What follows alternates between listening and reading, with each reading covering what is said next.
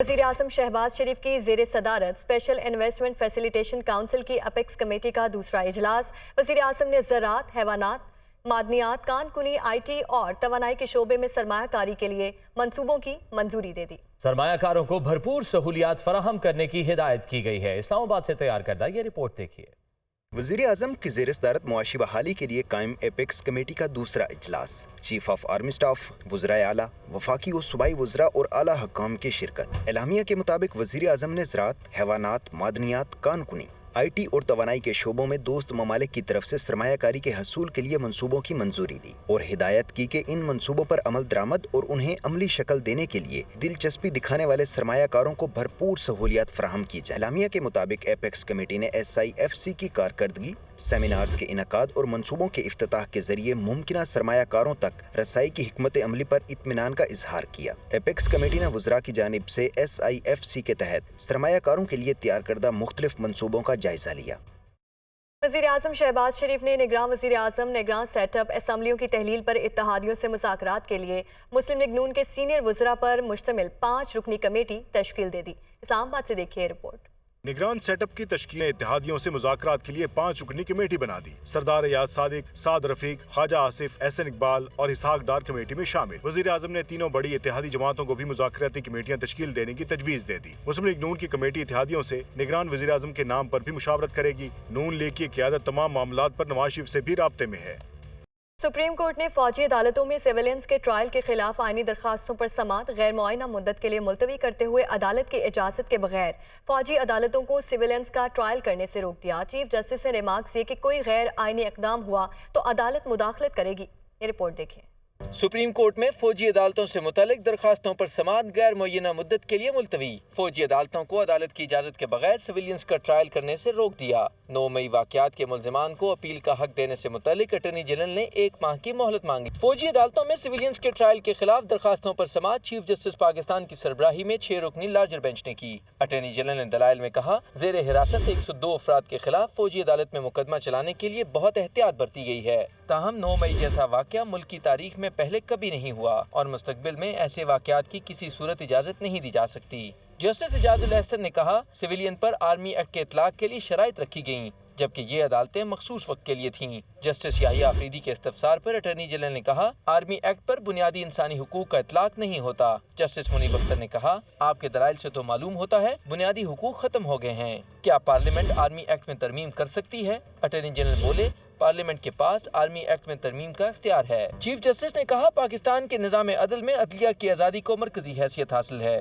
اور اسے supreme court بنیادی حق قرار دے چکی ہے، اس لیے ہم ٹرائل کورٹ پر سب کچھ نہیں چھوڑ سکتے ہیں۔ 2015 میں 21ویں ترمیم کے ذریعے آئین کو ایک طرف کر دیا گیا، مگر اب ایسا نہیں۔ اٹارنی جنرل نے فوجی عدالتوں میں ٹرائل کے طریقہ کار سے عدالت کو آگاہ کرتے ہوئے کہا، آرمی ایکٹ رولز کے تحت انکوائری شروع کی جاتی ہے۔ اس دوران اگر کمانڈنگ آفیسر شواہد سے مطمئن نہ ہو تو چارج ختم کر دیتا ہے۔ ملزم کو چوائس دی جاتی ہے کہ وہ اپنا بیان ریکارڈ کروا سکتا ہے۔ ٹرائل کے دوران ملزم کسی لیگل ایڈوائزر سے مشاورت کر سکتا ہے اور چاہے تو اپنا پرائیویٹ وکیل بھی مقرر کر سکتا ہے۔ جسٹس کے استفسار پر اٹارنی جنرل نے کہا، بادی النظر میں گرفتار 102 ملزمان میں سے کسی کو سزائے موت یا 14 سال سزا نہیں دی جائے گی۔ 9 مئی کے واقعات پر ملٹری کورٹس کے ٹرائل کے فیصلوں میں تفصیلی وجوہات کا ذکر ہوگا۔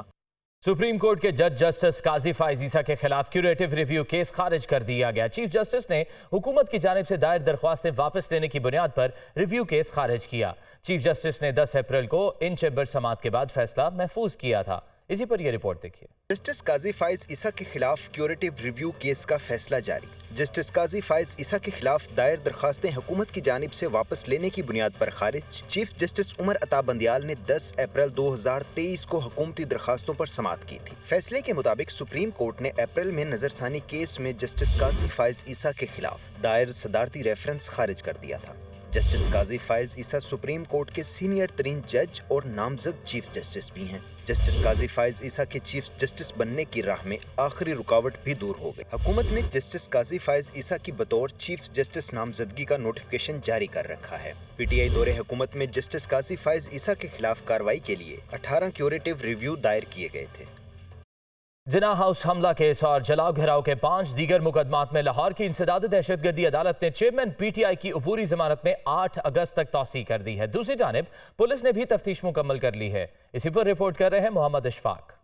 जिना हाउस हमला के समय जलाओ गिराव के मुकदमात की समाअत इंसदाद दहशत गर्दी अदालत की जज अबर गुल ने बतौर ड्यूटी जज केस की समाअत की। चेयरमैन पाकिस्तान तहरीक इंसाफ अबूरी जमानत की मियाद मुकम्मल होने पर इंसदाद दहशत गर्दी अदालत में पेश हुए। स्पेशल प्रोसिक्यूटर फरियाद अली शाह ने अदालत को बताया कि चेयरमैन PTI तफ्तीश में कसूरवार पाए गए हैं। स्पेशल ड्यूटी जज ने चेयरमैन PTI की अबूरी जमानतों में 8 अगस्त तक तोसी कर दी। आइंदा समाअत पर वकला को दलाल के लिए भी तलब कर लिया। चेयरमैन PTI के खिलाफ थाना सरवर रोड, गुलबर्ग, शादमान समेत दीगर पुलिस स्टेशन में मुकदमा दर्ज हैं। दूसरी जानिब शाह महमूद कुरैशी और असद उमर भी 9 मई वाकयात के मुकदमात में अबूरी जमानत मुकम्मल होने पर इंसदाद दहशत गर्दी अदालत में पेश हुए। अदालत ने दोनों की अबूरी जमानतों में भी 8 अगस्त तक तोसी कर दी और आइंदा समाअत पर वकला को दलाल के लिए तलब कर लिया है। इस्लामाबाद एयरपोर्ट आउटसोर्स करने की तैयारियां मुकम्मल कर ली गईं। दूसरे मरहले में कराची और लाहौर एयरपोर्ट्स को आउटसोर्स करने का फैसला किया गया है। इस्लामाबाद से देखिए ये रिपोर्ट।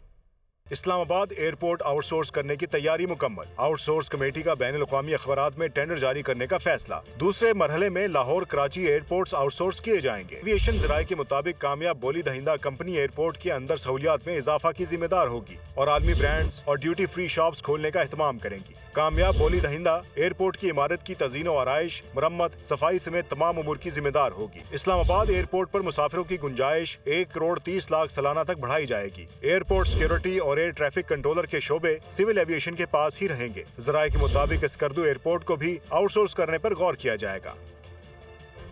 नाज़रीन, बिजली के बिलों में टीवी फीस के बाद रेडियो फीस भी शामिल की जाएगी। मुल्क भर के सार्फिन से माहाना 54 करोड़ 89 लाख और सालाना 6 अरब 58 करोड़ रुपए इजाफी वसूल किए जाएंगे। तफसीलात के लिए देखिए इस्लामाबाद से ज़ीशान यूसुफजई की ये रिपोर्ट। रोशनी के नाम पर अंधेर नगरी, एक तरफ टैक्सों की भरमार, अब टीवी के बाद रेडियो फीस भी बिजली बिलों में शामिल। रेडियो पाकिस्तान का खसारा भी अब अवाम भुगतेगी। बिजली बिलों में 35 रुपए टीवी फीस पहले से ही शामिल है। अब रेडियो फीस के नाम पर 15 रुपए इजाफी शामिल किए जाएंगे। रेडियो फीस की मद में सार्फिन से माहाना 54 करोड़ 89 लाख 26,896 रुपए लिए जाएंगे। सालाना 6 अरब 58 करोड़ 71 लाख 22,752 रुपए हासिल होंगे। PTV और रेडियो की फीसें मिलाकर बिल में 50 रुपए शामिल होंगे। इससे सार्फिन पर माहाना 1 अरब 82 करोड़ 97 लाख 56,300 रुपए का बोझ पड़ेगा। सालाना बुनियाद पर सार्फिन 21 अरब 95 करोड़ 70 लाख 75,600 रुपए देंगे। वज़ीर मनसूबाबंदी एहसन इकबाल ने वज़ारत तालीम की जानिब से तैयार किए गए हायर एजुकेशन कमीशन तरमीमी बिल की मुखालफत कर दी। एहसन इकबाल ने वज़ीर आज़म को ख़त लिखकर हायर एजुकेशन कमीशन के कवानीन को तब्दील न करने का मशवरा दे दिया। ये रिपोर्ट देखिए। वज़ीर मनसूबाबंदी की जानिब से वज़ारत तालीम के हायर एजुकेशन कमीशन तरमीमी बिल की मुखालफत। हायर एजुकेशन कमीशन के कवानीन में तरमीम न की जाए, एहसन इकबाल का वज़ीर आज़म को खत में एहसन इकबाल ने खत में कहा है कि HEC को आला तालीमी विजन 2010 के नतीजे में 2002 में कायम किया गया था। आज बैनुल अक़वामी इंडेक्सेस में HEC की कारकर्दगी नुमाया है। गुज़िश्ता हुकूमत ने जो तरमीम की थी, बतौर अपोजिशन हमने उनकी मुखालफत की थी और वादा किया था कि हुकूमत मिलने पर असल ऑर्डिनेंस को बहाल करेंगे। खत में कहा गया है कि ऑर्डिनेंस में तरमीम कमीशन की खुद मुख्तारी में मुदाखलत के मुतरादिफ है। कमीशन के अफराद की तादाद में कमी और चेयरमैन से वफाकी वजीर का स्टेटस वापस लेना दुरुस्त इकदाम नहीं। तरमीम से HEC गैर अहम इदारे के तौर पर वजारत तालीम के मातहत हो जाएगा। कारोबारी हफ्ते के आखिरी रोज मार्केट में जबरदस्त तेजी रिकॉर्ड की गई। दूसरी जानिब रुपए की कदर में गिरावट का सिलसिला बरकरार है। सोने के रेट मजीद बढ़ गए।